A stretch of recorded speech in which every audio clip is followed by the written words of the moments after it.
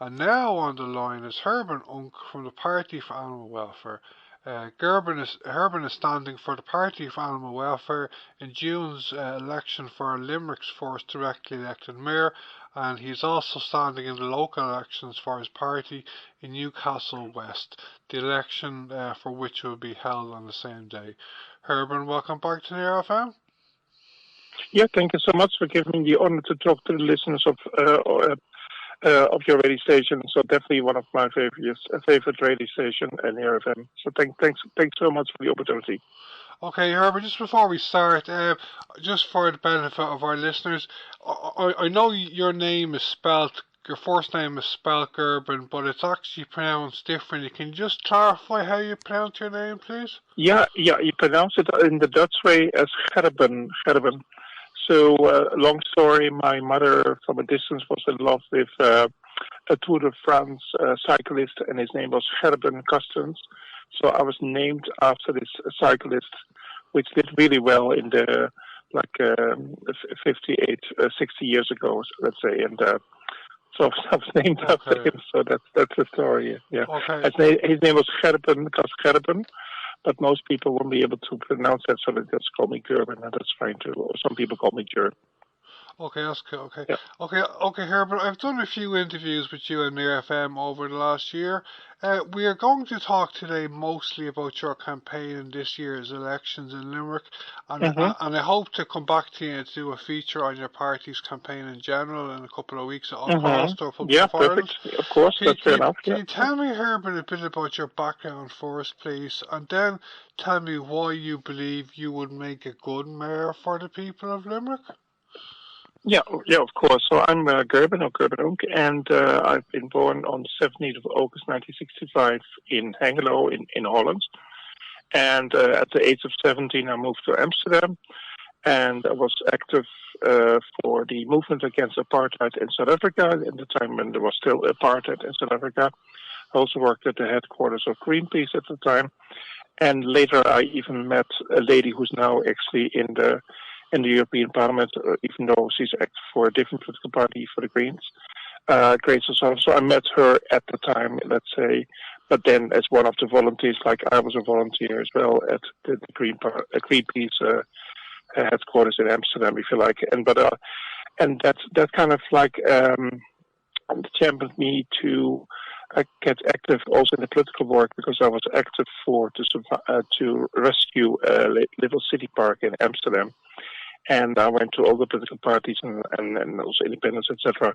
And at the time, only the Greens would help me. So then I became a candidate for the Green Party at the time in Amsterdam. I got subsequently elected on the list system. I was the number 2 on the list, and a list system is different than the transferable or STV system like in Ireland. The Irish system is still fairer than the one in England, where it's like first past the post, but it's still not as fair as I would say than in Holland, where you just have a list system where you vote politically on the list of candidates from a political party, and that can also be an independent list if you like. So I was the number 2 on the list, and there were 25 people in the council, and you needed to get 4% or 100 divided by 25, so 4% to get one seat elected, and we had 8.2%. I was the campaign manager. And then I was subsequently also elected. So then I was a councillor for 4 years for the Dutch Greens. And but that was in Amsterdam at the time. I was the youngest councillor ever elected in that area. And then I did it for 4 years. And then later, I wasn't re-elected as such. And then. But then I was still active for various groups, also against nuclear weapons, etc. Because at that time there was still the last elements from the Cold War, if you like. Yeah? So I was protesting also nuclear energy, etc. Against nuclear energy, obviously. And then, but then I applied for a job in Ireland. First I worked for 2 years in Dublin, and then I was made redundant. Long story. And then first time I came back to Holland. First time I was like homesick for Holland, but in 2006 I was homesick for Ireland. So then I moved back to Ireland for the second time, And I first opted to move to County Clare, working for an e-commerce company as a risk analyst or senior fraud analyst up to 2 years ago when I was made redundant. And then about 5 years ago, 6 years ago, I was very much involved with animal welfare, and I tried to get the ball rolling on animal welfare within the Greens as well, because I was a member of the Greens before I started to form this political party I'm involved with now, the Party for Animal Welfare. Because the Greens, as other political parties, have beautiful animal welfare manifesto, but they're not putting it out of the door as such. That's a problem because they're part of the coalition, so part of the problem, if you like. So that's why I think there's definitely a need for a political party for animals, like the country I grew up, Holland, where there's an active animal party called Partij voor Dieren, Party for Animals translated. And they have staff councillors. They have 3 seats in the parliament, and they also have 1 MEP. And they're working really hard for the forest, for animals, but also for people, also for the planet. And that's why, the party I'm involved with in Ireland, the Party for Animal Welfare, want to be at some stage as well. But you have to start small. So your next question was, what do you think that Yes, sorry? Okay. Okay, I'll come back to that in a second. Just to clarify, Herbert, how long are you living in Ireland and Limerick and Ireland in general? So good question. So I lived 2 years first in Dublin, and then from 1999 to 2000, and then I was made redundant. I was working for Citigroup at the time. Then I came back to Holland for 5 years, from 2001 to 2005, and then in 2006 I moved back to Ireland for the second time, and then I lived from 2006 up to now. I'm still so first in County Clare, and then 5 years ago I moved from County Clare to County Limerick, where I'm now. Yeah. Okay, Herbert, are you standing in these elections solely to be a voice for animals, or do you have any policies that would appeal to voters in Limerick and other areas along with the issue of animal welfare? It's a very good question. Yeah, very good question. So I'm primarily focused mainly on animals. However, because people at the door would ask me, what can you do for me? How can I put food on the table or something like that? So you need to appeal to issues from people as well, and also to the planet. But our main focus would be, of course, on animals. But for example, something I would love to achieve, because as mayor, it's really important, and the remits of a mayor in Limerick resorts that you're also in charge of transport and in charge of housing, and you also talk to the minister about certain issues, and you're also responsible for environmental services. So you probably heard that Minister Eamon Ryan has announced that there will be electric buses in Limerick, which is a good thing. However, what is not so good is the buses are not available. Nobody can afford them. I'd love to see a free transport all over Limerick.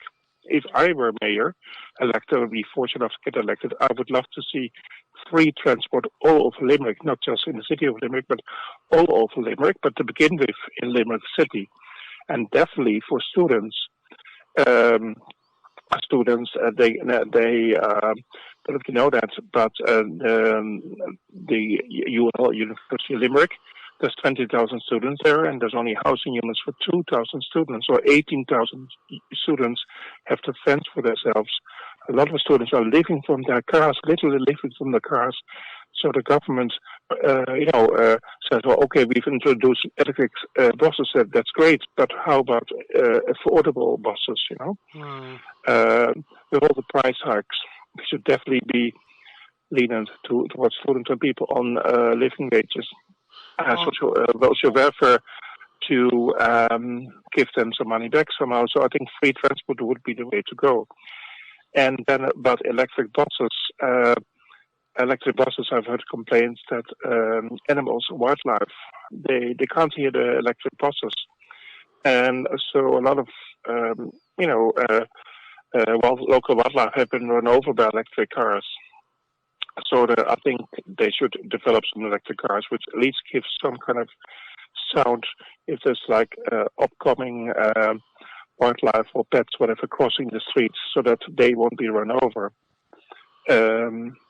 So that's something which definitely should be, I think, developed. But back about the responsibilities for a mayor is also housing.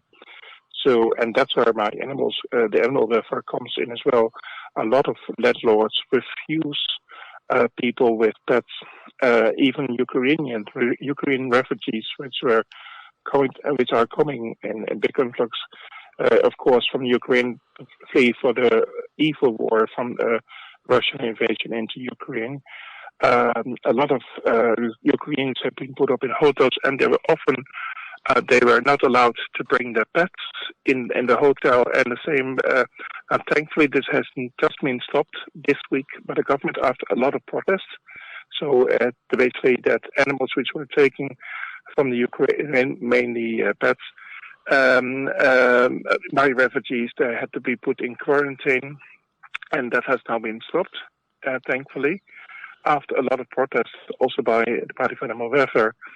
So because I think that Ukrainian refugees and also other refugees from other countries should be allowed to bring their pets with them, which also brings me to the issue of housing. I think landlords should, especially social housing, the local council should allow people bringing their pets in the house. There's so many. Otherwise, those dogs and cats would end up back in the animal rescues, which are already completely alienated with people who think that they can buy a pet for Christmas, and then after a couple of weeks they notice that it's just too much to care for, and then those same animals either end up on the street or end up in the animal rescues. So back about the issue about housing. So I think the Limerick Mayor should be proactive and build housing for students for the UL double that from 2,000 to 4,000 units at least, and then of course also allow students to bring in their pets in those units, because I think so. Okay, that's what I would do as mayor. I'll come back to you in a minute and ask you more about that in a minute, about your policies. But you mentioned how successful your movement is in Holland. I believe that your movement is successful politically in a couple of countries in particular. Can you give me a bit of a summary, Gerben, as to how your movement is going in general in terms of politics across the EU and world in general? Yeah, exactly. So, for example, in Portugal, the organization is called PAN, that's the Party for Animals, People and Nature.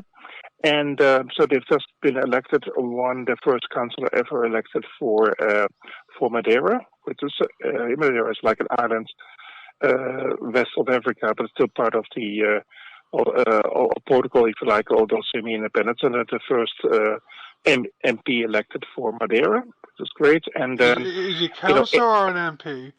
An MP. Oh. So a member of regional MP, you would call it, regional MP. So, and then is he a member in the regional parliament or the national parliament? Yeah, so the parliament for basically Madeira, if you like. Yeah, that's what it is. And then in Australia, the Animal Justice Party is doing really well. So they had thankfully Georgia Purcell. There's two young ladies elected for the Animal Justice Party. One, Emma Hurst. She was already quite famous as a bodybuilder. She's a vegan, and the same as Georgia Purcell, and completely against the order in a farming county, where the same thing which if I'm running, now in Newcastle West, people say, well, you haven't got a hope and chance to get elected because you have to take it up with Fianna Fáil, which is a farming background party. You won't have a hell in a chance of getting elected.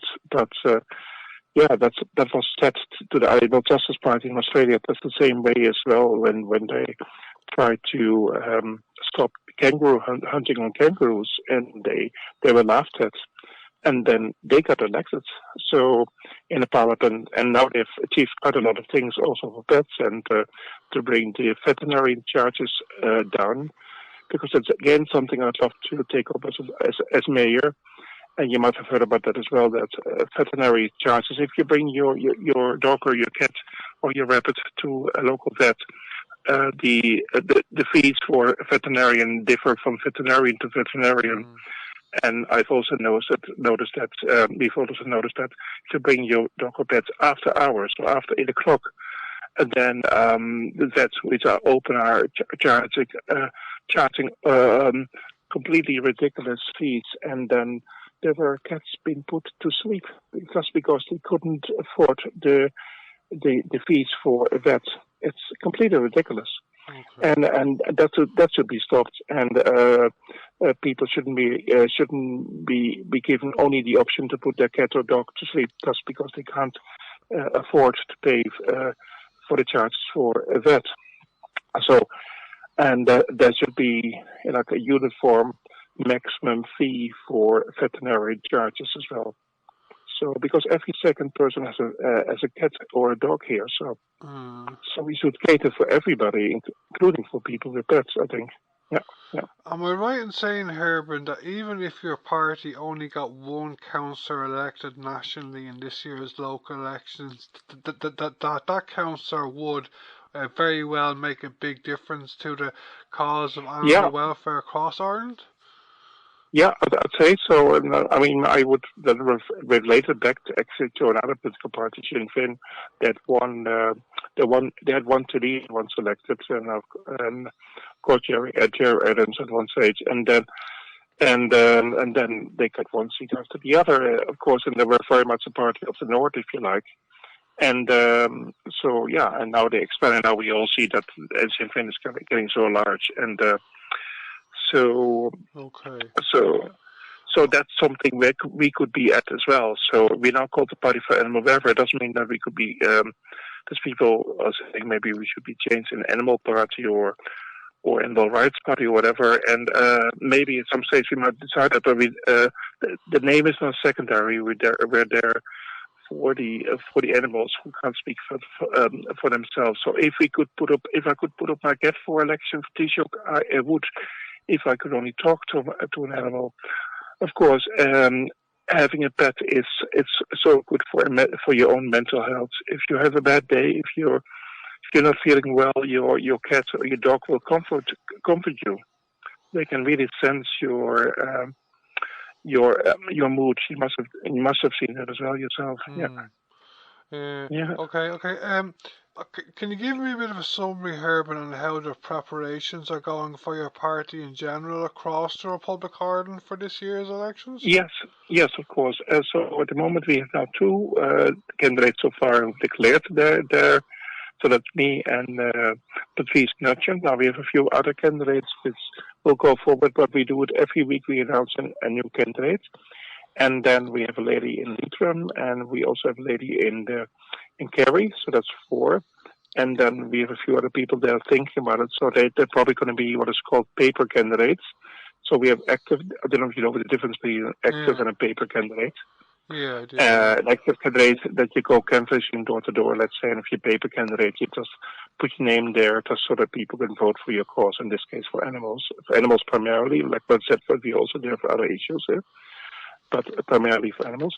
And then, so that's where we are at the moment, and that is about a group of about 10, 15 people who are now thinking about to become a paper candidate. So, okay. So, do you think you'd be standing anywhere else in the general election, Herman? I can't say it at the moment. What I'm going to do yet. At the moment, I'm focusing on the of course, on the election for Limerick Mayor and for local council in Newcastle West. I can't say it at the moment just yet, because we are a democratic party. So if we find somebody else in County Limerick, for example, who could be a better candidate than me, by all means. But if we haven't, and I happen to be asked, then I won't say no to that, of course. But as I said, we are a democratic party, and if there's anybody else who's more suitable than me, by all means, that'd be fine with me.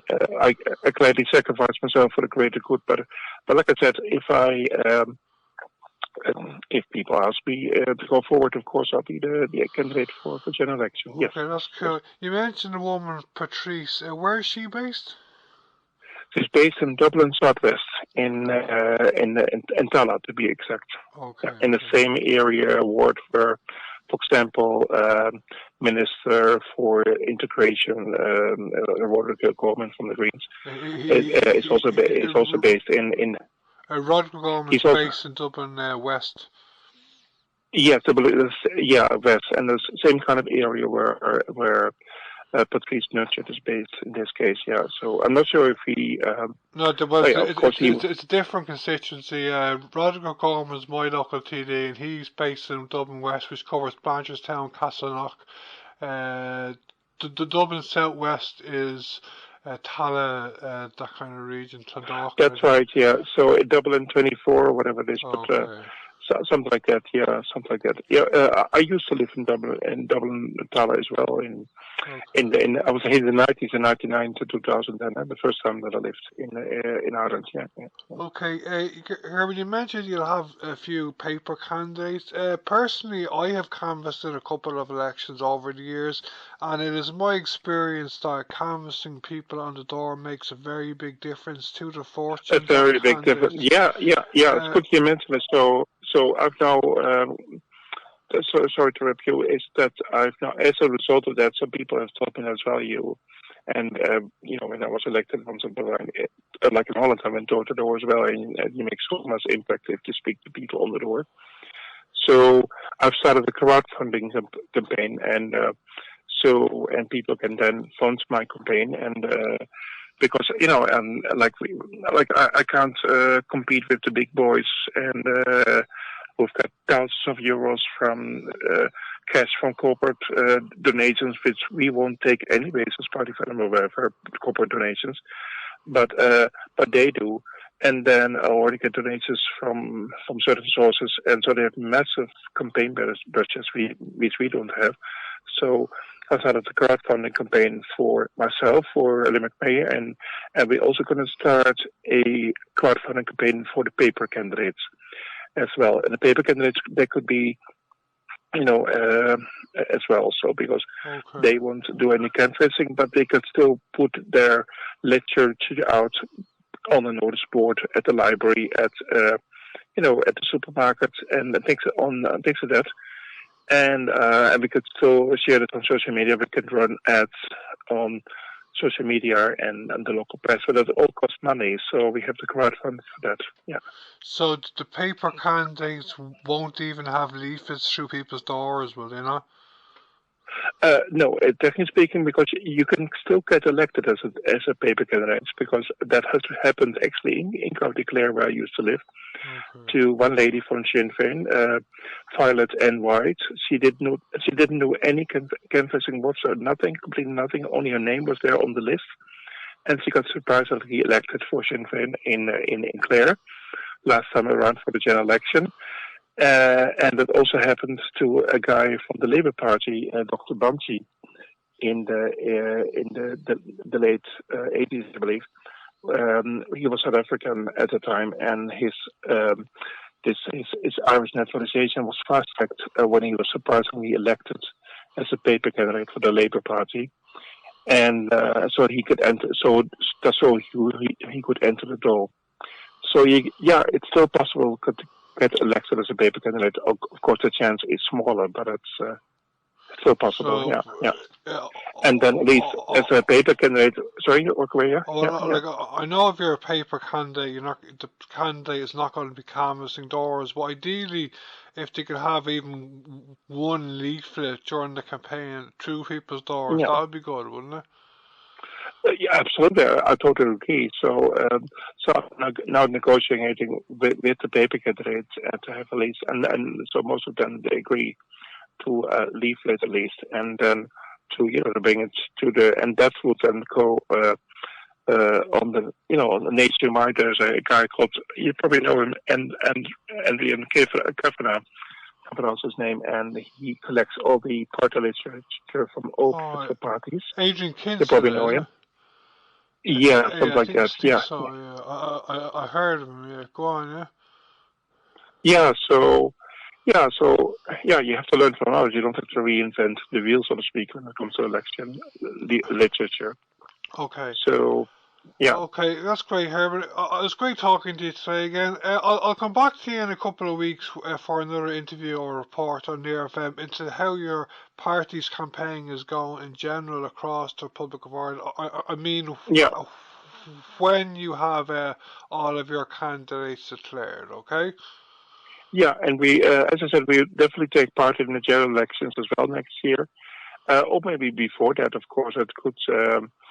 It could be before that even Bertie Ahern that just said that he would have preferred the general election from taking place right now, and so as many other people say as well, like there should be a general election. Simon Harris just took up the position as new Taoiseach, but there should have been elections for that, I think, and then for crying out loud, he came to the Limerick racecourse, which is used for horse racing. To announce his basically announce that he's saying that he's going for Taoiseach. That's for Taoiseach for. So that was such that he met the candidate for mayor as well for Fine Gael was announced as well. There was a lot of deliberations on Fine Gael, and but then that he came to the Limerick race course, which is sort of famous for evil. A lot of horses were killed there on the tracks. As to me, I think blood sports would be ended immediately. So why is the government giving did the government already give 95 million, including 17 million to the greyhound racing and the rest to horse racing and be much better to give the money to housing students, for example, instead of giving money to blood sport, to facilitating state-sponsored